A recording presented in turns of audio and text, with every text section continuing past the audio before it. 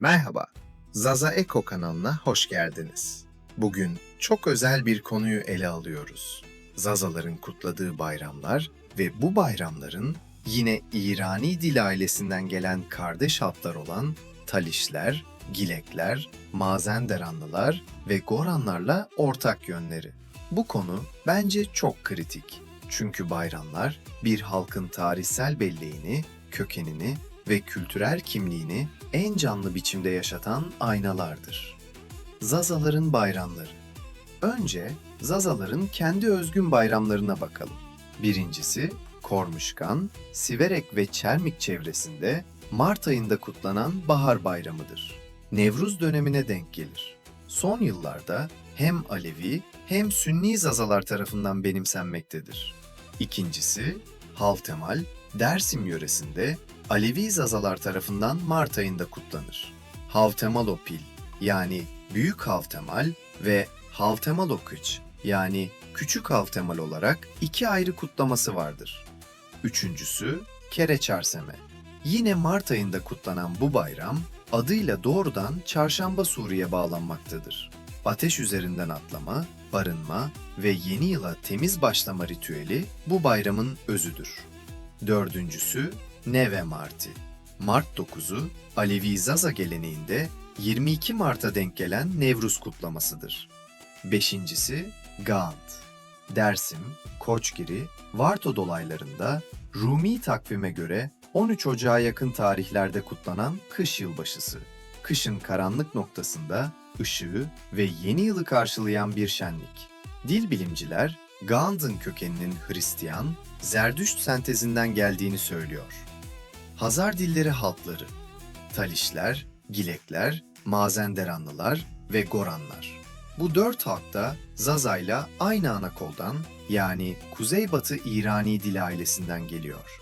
Özellikle Goranlar ve Zazalar, Zaza, Gorani adlı müstakil bir alt grup oluşturuyor.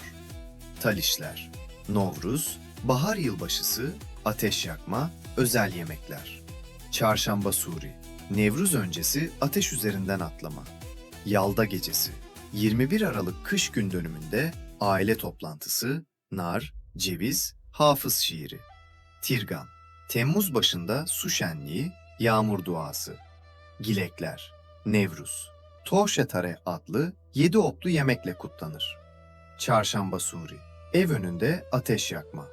Yalda gecesi, köylerde masallar ve şiirler. Mehregan, Ekim ortasında Hasat Festivali, UNESCO tescilli. Mazenderanlılar, Neovrez, Taberi. Yılbaşı, Neovrez Kani, şarkı geleneğiyle kutlanır. Kal Çarşembe, kışın son çarşambasında ateş yakma, git üzüntü, gel sevinç diyerek atlama, komşulara aç çorbası dağıtma. Sizdah Bedar, Nevruz'un 13. günü doğaya çıkış. Yalda gecesi, kış gün dönümü kutlaması. Goranlar, Havramiler. Nevroz, kimi zaman 5 Mart'ta meşale ve Halparke dansıyla Pir Şalyar Festivali. Şubat sonunda zikir, dans ve çatı toplantıları. Sadece Goranlara özgü. Çarşamba Suri, Nevruz öncesi ateş geleneği. Ortak noktalar. Ateş kültürü. Kere Çarseme, Kal Çarşembe ve Çarşamba Suri, üçü de Zerdüşt kökenli aynı arınma ritüeli. Ateş üzerinden atlayarak yeni yıla temiz girmek. Gaant ve Yalda gecesi. Tarihler farklı ama ruh aynı. Kışın en karanlık gecesinde aile büyüklerinin etrafında toplanmak, ışık yakmak, yeniden doğuşu beklemek. Bahar bayramı, Nevruz. Zazalar, Kormuşkan veya Neve Marti, diğerleri Novruz, Nevruz, Neovrez, Nevroz. Hepsi 21 Mart ekinoksu etrafında. UNESCO tarafından insanlığın ortak mirası olarak tescil edilmiş. Tirgan, Talişler, Gilekler ve Mazenderanlıların Temmuz Su Yağmur Festivali. Zazalarda doğrudan belgesi olmasa da eski İran geleneğinin ortak izlerini taşıyor. Derin anlam. Bu ortaklıklar rastlantı değil. Zazaların Dımili, Dimli adının Deylan bölgesiyle bağlantısı dil bilimciler tarafından kabul görüyor. Mazenderanlıların yaşadığı eski Taberistan, Deylem coğrafyası tam bu topraklarına denk geliyor.